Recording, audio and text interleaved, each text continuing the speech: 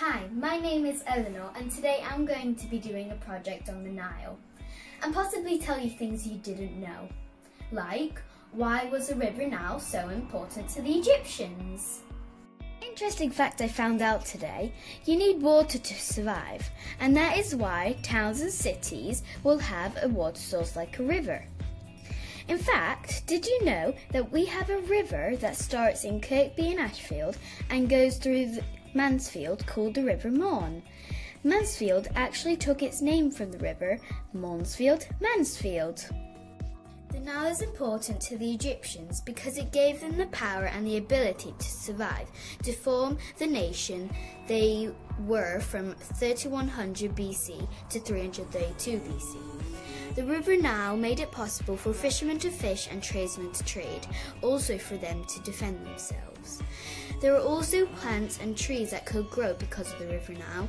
Papyrus was a plant that was very important to the Egyptians because it is what they used to make paper. A lot of ancient Egyptian scrolls were made out of papyrus paper. What makes the Nile so important are the 3 stages of the rise and fall of the river, making farming possible and easier. Stage 1 is called inundation. This happens between June and September. The flood came from the heavy rain in the Ethiopian highlands and travelled down the river to Egypt, flooding the field just like the floods we saw in Britain recently. We weren't happy about our floods, but the Egyptians celebrated because it meant they wouldn't starve. Stage 2 is called emergence, or the growth, which happened between September to February. As the water goes back to normal, a layer of silt is left behind from the river that carried from the highlands. During the flood, silt is more fertile than other soils, which makes it good to grow crops. Farmers would throw seeds onto the recently flooded fields and allow their animals to trample on them into the ground so they can grow. Stage 3 is called the harvest, which happens between February and June.